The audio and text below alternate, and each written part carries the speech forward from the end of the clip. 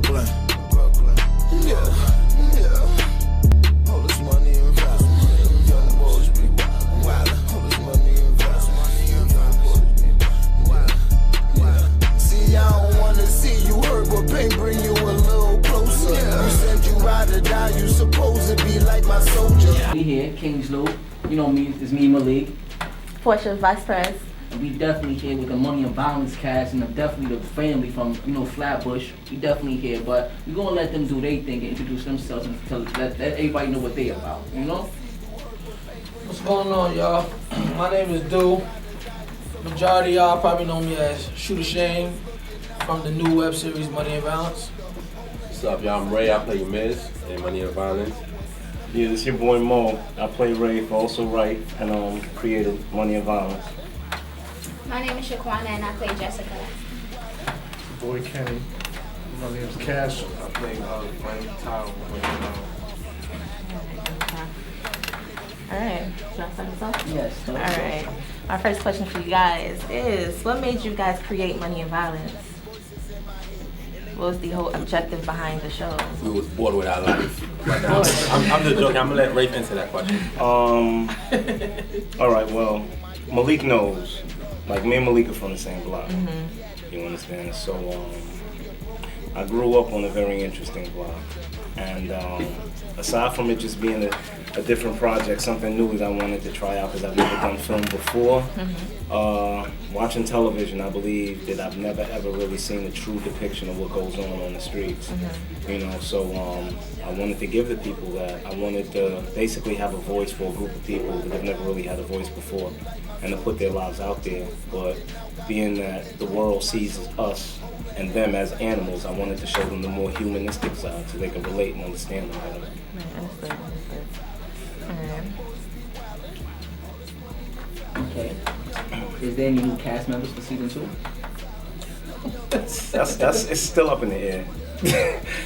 It's still up in the air. From the same block, No, it's still up in the air. I mean, there's so many different possibilities as far as where we can go and where we're gonna go with the story. That there's definitely possibility for new cast members. Okay, as far as cast members, do you guys just do friends, or anybody can, join the team? Alright, so either you a friend or a friend of a friend. Oh, okay. Basically. Majority of the time, most of the cast was in-house.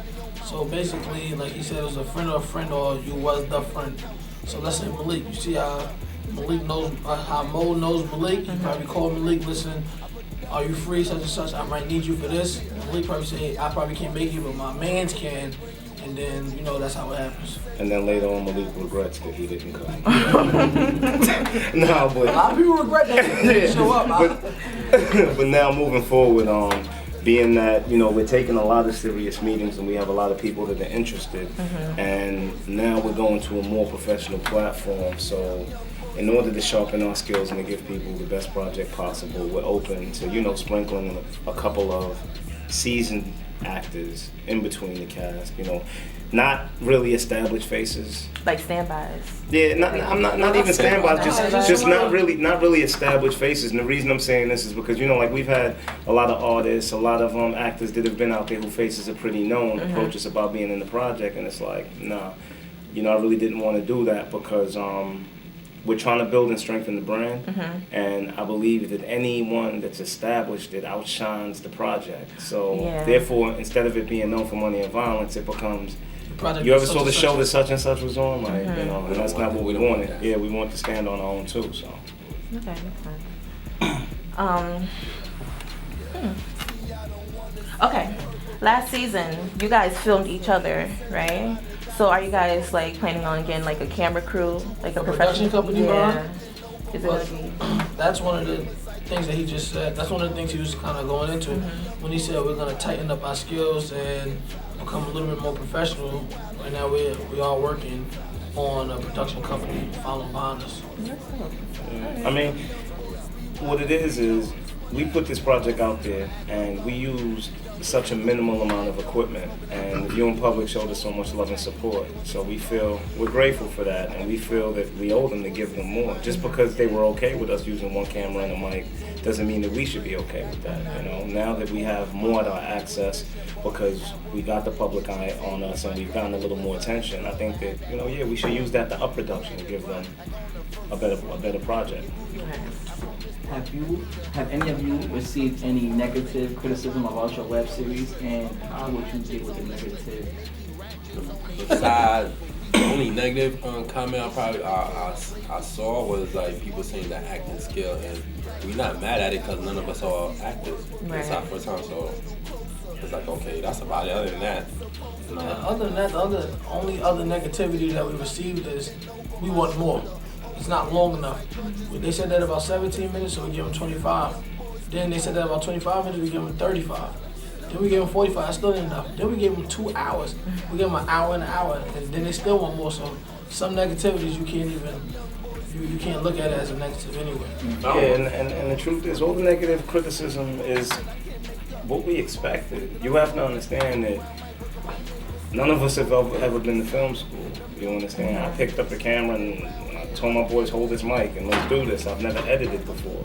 So I didn't expect people to say the production was great because the truth is it wasn't. You understand what I mean? We've never acted, the majority of us, so therefore I didn't expect people to say the acting was great because it's not great acting. We have no experience. But as long as, what I love is people say, okay, but the storyline is great, the dialogue is great, you understand? So the truth is, what's hardest to get, we have. Everything else can be worked on. and I think it kind of worked for us like that because the production, for some sort of reason, it worked. Because you still sit there and you tune in every Tuesday at 8 or 9 o'clock to watch Money Around. So Respect the hustle. And I also think that it made us stand out. It makes it more real. It's more than that. I think it made us stand out because these big companies are like, we have problems with a $2 million budget having people sit down and watch the show for 30 minutes. You did it with nothing. So it's like, okay, yeah, your production isn't that great, but even with no good production, you were still able to keep people's attention. So it's like, imagine what you could do with us behind you. I think the negativity is just that. It's just criticism, people's opinions. But it's what we expected. We didn't expect for anyone to think that it'll be great acting because none of us are actually actors. But as far as everything else goes, they recognize greatness because we don't. That is like literally the only negative criticism that we get. Like we don't get like real, like we don't. There's no hatred towards the project. I'll say it's the low lights that say stick. I'm not gonna say that. I'm not gonna say that. You know why I say that? Not everything is hate. You know why I say that? You know why I say that? Because there's people that watch it and they'll say, it's how you say things. Some people are like, yeah, I like the storyline, but the production is how you say it. Some people just be like, oh, they acting, da-da-da-da. I'm like, what are you talking about? They're still watching, You're still watching Yeah, that's what I'm saying. Like, So it's no real hate. It's just the criticism. It's no real hate because even if they say something negative, they still follow up with something positive. So which one is it? I say everyone's entitled to their opinion. And as far as how you asked, how do we deal with the negativity? I mean, me personally, I remember one time somebody left a comment on social network and they're like, oh, the Rafe dude he's a bird because he's supposed to be a G, but he's letting this guy bully his man's younger brother. And at first I'm like, what? And I thought about it, I said, but wait, Mo, nobody's bullying your man's younger brother. He's talking about Rafe, he's not talking about Mo. So you have to be able to separate the two and understand that they're talking about your character, they're not talking about you. Yeah. I mean, I take it as a compliment now because it's like that means that people are really emotionally vested and attached to these characters. I don't know how to deal with it. It's annoying. I get a lot of them. That's on my Oh yeah. Because you might have a bad day, and then like somebody say something And stupid, just and trigger it off. Just like, Right, you know what? that I'm gonna happens entertain to that. me. I'm gonna entertain you. I mean, tie. Right? All right. So, individually, what is the message you guys are trying to get out to the public when it comes to money and violence? Like, what are you trying to like get out there to the public, like us seeing? There's a lot of messages. Right. Like the first one, and I always strongly say it, because this is one thing that we really stand by, and is to let everybody know that nobody can stop you from doing what you want to do but your own two hands. Mm-hmm. Or, dang, I don't even know how to begin. Well, tell them another message. I mean, you know, it's like what I said earlier. At the end of the day, I wanted you have to understand that I'm from an area, and I hate using the word the worst of the worst, but I'm from an area where, like, it's really been what the world would consider the worst of the worst is from. You understand what I mean? And these are dudes that, man, it may have been that they were Brooklyn's most wanted, or you saw them on the news all the time, or the cops know them, but the crazy thing is these were my closest friends. And some of the dudes that people look at as so ruthless are the dudes that I know that have the biggest hearts, you understand? But we're put in circumstances, and at the end of the day, it's like you're put in this jungle and you have to survive, you know? So I wanted to be a voice for these people, man, because every time I see what society labels as the bad guy on television, he's just pure evil, you know? And I know that a lot of the people that I know and the things that they've gone through, I mean, these dudes go home and hug and kiss their kids and love their mothers and love their brothers just like everybody. And some of them love theirs even more than the dudes out there, you know, that got the suits on. You know, I know dudes that wear suits every day that are even more evil than these dudes on the streets. So I wanted to show the world, because you watch the news and you see the what, but you never know the why. So I wanted to show people these characters that are living in these areas, but also show them the more humanistic side, where it's like, wow, you know, this isn't the bad guy. They actually have the public rooting for what society has told them was the bad guy, you know, because these are the people that I've known all my lives, and they're not bad people. They've just been in bad circumstances, you know. So that was one of the main things. And it was also, I see a lot has been lost with this last generation, as far as, you know, principles and the old way of thinking and the loyalty and the love, you know, that me and my people shared between us when we were younger. And also, I think New York has gone through an identity crisis. Do you think more that since the era that we grew up in, that they would actually learn from that era of being on our road? I mean, this you have to understand where the streets went wrong is money over everything. You understand? Like, I'm from a time whereas if you didn't embody certain principles, you were an outsider, and we didn't care how much money you got. Get out of here! Like, you know, you drive down the block in a Benz, we'll throw bottles at you. You corny, get out of here. But once they came with this money over excellence ideology, it's like, okay, all I gotta do is get some bread, and now everybody looks at me as a man. No, you're not, because you still don't embody these principles. You know, so we're trying to reacquaint the streets with these principles again, and to show you that it ain't all about bread, it's about a man's character. And that's where that hope comes in, to the old Brooklyn. Exactly. How much of an impact do you think your show has on the youth or the broken window community? Broken window means as a law term, as in, you know, it constantly keeps happening. It's not a stop, you know? It's still early in the game. This is the first season, and at first, you know, they'll tell you, like, I always questioned it, like, am I really going to be able to get through to these dudes? Because I know what's going on with this generation now is anything that's a little older, they look at as, these dudes is old school or this, and they reject it, you know. But with the amount of inboxes and DMs and comments that I've gotten from, you know, younger dudes that are like, yo, I respect you so much. And it's like, man, the season finale, the last episode of the season, my character got shot.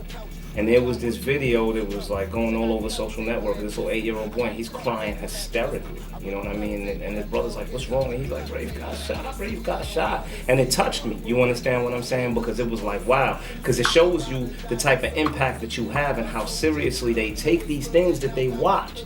You know what I mean? Whether it's television, whether it's on YouTube, whether it's on whatever, you know. But the great thing about me that differs myself from all these other dudes is I respect the power.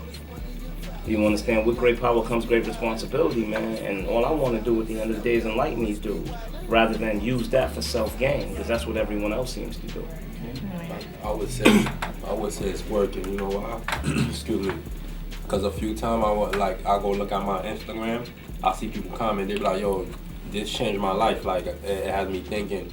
It's like, because all the characters that we give you, Maybe like for example like Ty, right? You might know Ty in real life or a friend like Ty, and you watching Money and Violence and you see what he's doing, and that guy's doing the same thing. You're like, yo, you start looking at him different. So I say, yeah, it's working. I think we just opened up the eyes of a lot of viewers who didn't actually know what was going on.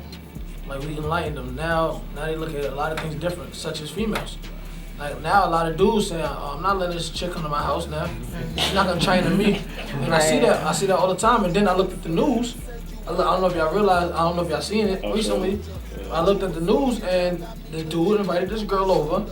She brought him there, she set him up, and she stole his stuff. She got in the elevator, she had his Gucci loafs on and everything. And she basically, and on Instagram they said, next time if y'all watch Money and Violence, y'all understand not to do that.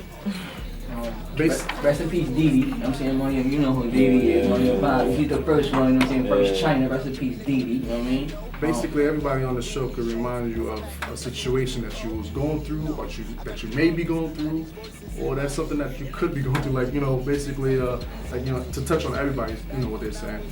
You know, you can have a negative friend that, you know, basically you think that's your friend, you're hanging out with them every day, but that's not your friend. You know what I'm saying? That's not your friend. So a lot of people think, oh, you hang out, you put the time in hanging out with them, but closed doors, they talk to somebody else, they say, no, that's not my boy. You know, you're just hanging around with them. You know what I'm saying? Yeah, they never made no real sacrifice to prove themselves that they're your friend. I think around you. aside from, you know, people looking at who they think their friends are, the show also makes people look at themselves. Some people watch it and it's like they're looking into a mirror because they see qualities in a certain character that they have themselves that they never knew or they never thought it was that bad. But now it makes them look at themselves like if there is a grimy Ty out there, grimy Ty gets away with what he does. So a person out there, they'll be getting away with everything. But then when they see everyone watching the show and they see how much they hate grimy Ty, it'll make them, it'll touch them as well. Like, damn, am I really that bad?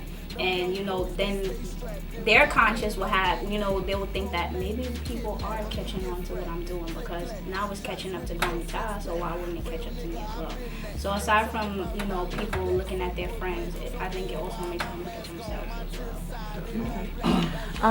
I want to know, how do you guys come up with the script? Because the storyline, it seems so well organized. The words you guys use, is like a lot of wordplay in the script, from what I hear you guys say. And I see hidden messages, like when I watch you guys on YouTube. So I wanted to know, like, how'd you guys come up with the... I think the script comes best at, Friday night after some Hennessy. And Mo is in some of his rooms just looking at the ceiling. I write the script. The script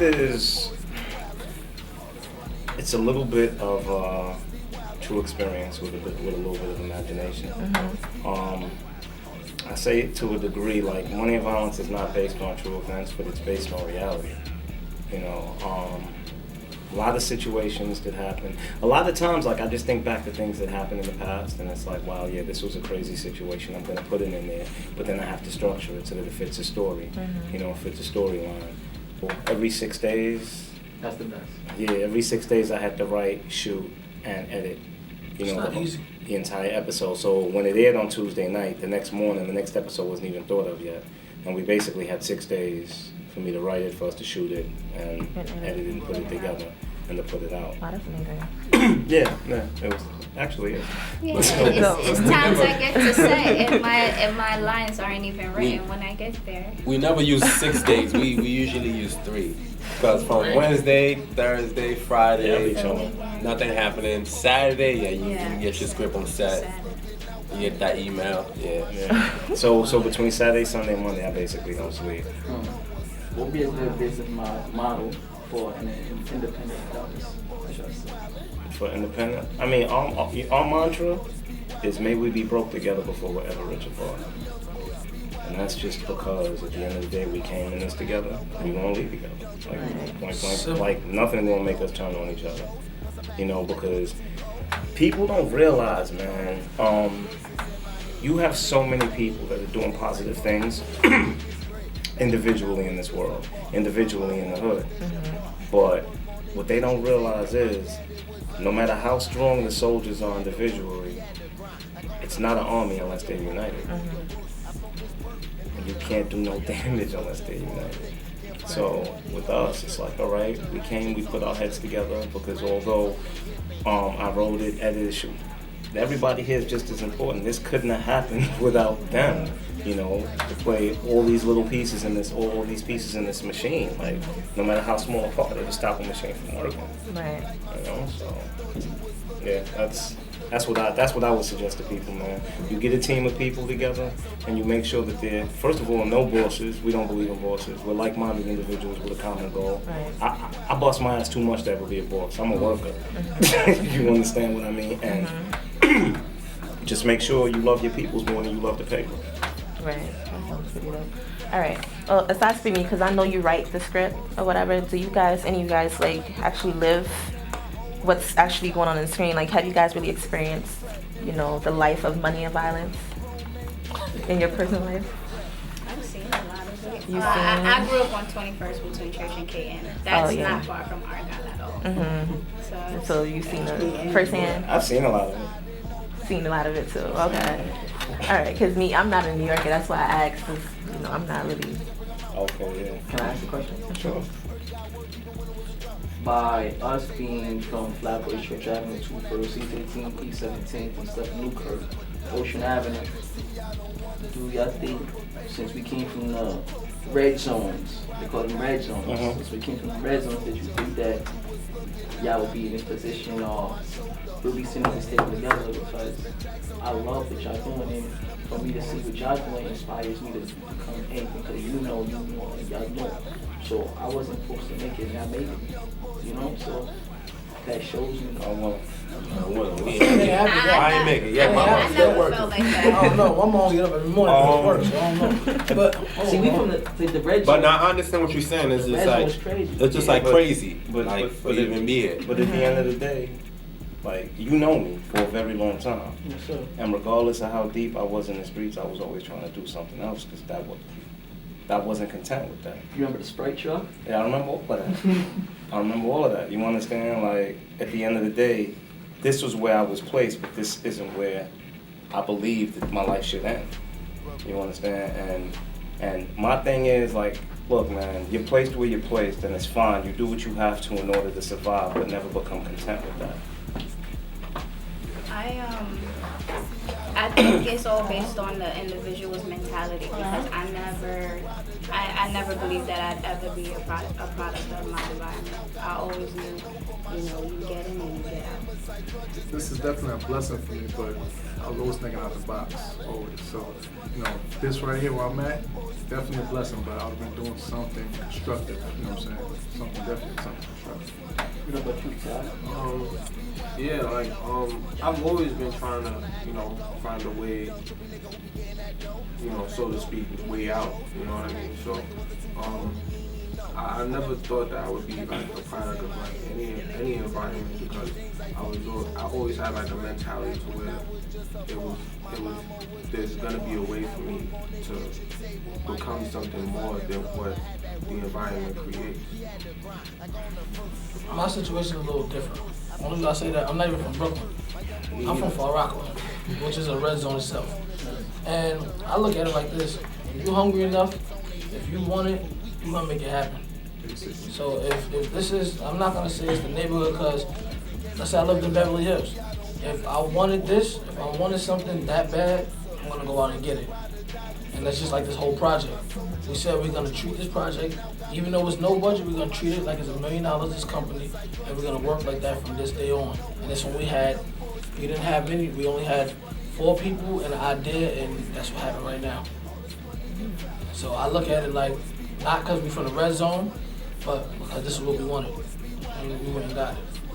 And there's people that I know that come from wealthy families, you know, big houses. Their families want to invest in their future, and you know, I know a few people from Long Island, and they come to Brooklyn, they chill on the block, all day. Their families no longer want anything to do with them because they chose a different route. So again, it's not about, you know, where we're from, it's about the person, what the person wants to do with their life. You can't always say that because I mean, listen, the environment does play a part at the end of the day. It is much harder to go left when everybody's going right. Definitely. You know, it's not that it's not possible, but it's much more difficult because I know for a fact if I didn't grow up where I grew up, I wouldn't have been through and did the things that I did. You understand what I mean? But at the same time, it's just sometimes you have to get sick and tired of being sick and tired because You don't want to do it. there is no joy in that life. You may have temporary moments that distract you from the pain of it, but there is no joy because it's like you're chasing a dollar today, but there's no guarantee that there's a dollar tomorrow. So you always got that pressure over your head, you know. And some people, they either get content with it, with being discontent, or there's other people that just say, you know what, this isn't for me, and I'm just going to keep trying because true failure only occurs at death. So rather than to die failing, I'd rather die trying, even if I didn't make it nowhere. I mean, I think you can still be sitting here just for different reasons or under different circumstances. I say it's God blessing and having ambition. Yeah. It don't matter where you from. It's like you gotta have ambition. It's like sometimes you gotta want more. Like you seeing TV, you heard of other people's stories, you watch them come up. So if you don't got that ambition in you want a better life for yourself and your people, then. But I must always say though, but it's not that simple because you see it on television, but it's still a world away. You have to understand that you got kids that grow up on these blocks that never leave Brooklyn, and at the end of the day, it's like okay, they may go to a hospital to get a checkup, and the doctor's in the room with them, but that doctor's still a universal way. Being a doctor is still a universal way. They don't know anyone that comes to their house and chills with their moms that's a doctor. You understand where I'm coming from? It's not at their access. A lot of the things, I have a daughter, a lot of things that I've done in my life, I've written books, made music, I've had songs and movies, and it was so that my daughter, if that day ever comes when she said, can I write a book? Yes, I can, because I saw my daddy do it. Can I do a film project? Yes, I can, because I saw my daddy do it. That's accessible. But because you see someone on television doing it, that doesn't mean it's accessible. You know, and I think that's what it is. Like, we need to serve as more of an example for this younger generation and for these little kids that are growing up, where it's like, all right, you know what? I do know somebody that has been that, and it makes it more accessible to them. Yeah, it makes it more. You want to do it more. It makes it easier for them to fathom because if everybody around you has money, but it's not because of an occupation that is revered, like a lawyer, a doctor, it's gonna put you box minded, especially if you don't leave the neighborhood. You're gonna think like the only way for me to get money or be well off or to take care of my family or to drive nice cars or to get somewhere in life is to be like the people that I have around me because it's the only thing I have to learn from. You gotta realize a lot of these kids, they don't have role models. They don't have a lot of role models. The only role models they have is TV and what's going on in their neighborhood. So if the person that they see that's quote unquote winning is doing things, a drug dealer or I don't want to just put it like that, but that's what they'll strive for. That's the harsh reality of the streets. I think that's just because that's fast money though. Everyone wants to get. People don't understand that you can go very fast, but go nowhere very fast. But people don't understand that. But you're talking about somebody who got guidance though. Because if somebody don't have no guidance, if somebody don't know that this is what we do to make this long-term longevity money, they don't understand that. All they know is this is what they see. They see he got the Bentley, he got the Benz, he got the money, he got the girls. I want this route, and that's a part of the problem that we be saying sometimes. Because even if they wanted to be a doctor, then it's like, how many people do I know that really went to school? Besides my doctor, do I know another doctor? Honestly, I can say I don't know. I don't know another. Do I know another person who can I go and shake that person's hand? Can I go? I never met a judge in my life. But I do know someone who did sell drugs and did get a car. He got to make $100,000, whatever he make. But I like what Mo said because realistically, as a role model, starts from in the house. You know what I'm saying? So the parents are supposed to be the role models. Right. So and if the parents are not the role models, eventually you're gonna look for somebody else to be the role models. So now he sees, what I'm saying, his daughter sees his father doing it, you know what I'm saying? So it makes it realistic that I could do it because my father could do it, you know what I'm saying? And on top of that, he showed me the basics that I need in order for me to achieve this, you know what I'm saying? So, but a lot of these kids don't have that. You know what I'm saying, as their parents being a role model, so they look for a role model somewhere else, and they look for negativity, negative role models. So Yeah, but like Malik, back to the show, back towards the show. That's another thing. That's another message as well. There's not a lot of big brothers anymore. You see, sometimes you're not gonna always have a father figure in the house, whatever the situation or the circumstances are. But like he said, within the old Brooklyn, you always had somebody that you can go to that's gonna guide you a certain way. Today, there's none of that. Inspiration from all of y'all, man. Like, even Mr. Like, the real Mr. Like, Y'all spoke to Miz last you week. supposed to miss last week? Yeah. How you holding his head? Good, man. Come on. Replace that boy in hell in a turtleneck, it'd be cool. Word up. Watch your jaw, break your jaw, all that. He's a real dude. What y'all doing, Mo, just keep doing what y'all doing and keep inspiring these youth, because there's nothing out there. Do you notice there's nothing out The crazy there? thing is there's so much out there. Yeah. And that's the thing, there's so much out there, man. Then with the internet today, anything is possible. Yo, especially with the internet, like there's so much out there, and it's Yo, we crazy did this because with you one watch the camera and news, boom, you watch the news, and you watch little girl, 14 years old, $1 million company. All she did was start a website, and she was selling beads on strings. The internet is an amazing resource, man, and all we did was take advantage of that because I figured this. I said, you know what? I don't have a background in writing. And if I put a show together and I went the traditional route to try to go to these networks and to shop a pilot, they're not even gonna let me through the door. They're gonna be like, what's your resume? What have you done? So I figured, all right, I think I write pretty well. I'm gonna put a project out there and allow it to be received.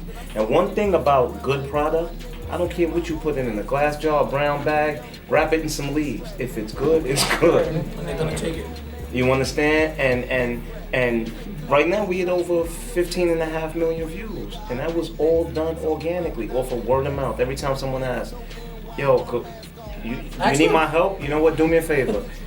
Just tell a friend to tell a friend. Well, ask her how she know about the show. Yeah, how do you know about the show? Somebody Oh, told word you? of mouth, There you yeah. go. Exactly. You think that you have a talent and you think you're good at what you do? Do it. Listen, you ain't even got to put your money where your mouth is. Put your elbow grease where your mouth is and put in that work. Put in the effort and let God do the rest. It's that simple. This has definitely been a great interview. If y'all like to say something, I can say whatever y'all want. Shout out to the people, shout out to everybody. Oh, let me say something. Supporters. Follow me on Instagram, Cloud9TV_. You can find Money and Violence at www.cloud9tv.net or search Money and Violence on YouTube. You can follow us also at Money and Violence on Instagram, at NY Cloud9TV on Twitter, at Motivation MOETIVATION on Twitter, and follow the Facebook fan page. It's Money and Violence web series fan page on Facebook. On Facebook. Say something, or just want to say something? Now, I just want to say thank you to all the supporters out there, because without y'all, this would not have happened. Period. definitely. Appreciate y'all for I'd real. like to thank the supporters as well. Shout outs to the supporters and the entire cast as well. Shout out to Kingsborough Community College. Kingsloop, shout And out to Portia, Kingsloop. Malik, shout out to Kingsloop. That's great. Yeah. Yo, this is definitely the family. Money and Violence in the building. We don't honor this Kingsborough. This is just a loopy movement. So loopy. Hashtag that. Hashtag the Money and Violence. Follow the team. You know, Instagram, Facebook, Twitter, all that. Cause they definitely do anything. We're at the home stretch now, and I know that those that helped us get here are definitely going to spread the word to help us get the rest of the way. So come on, let's make it happen, because although there's satisfaction in the effort, the real satisfaction lies in the result. We appreciate y'all.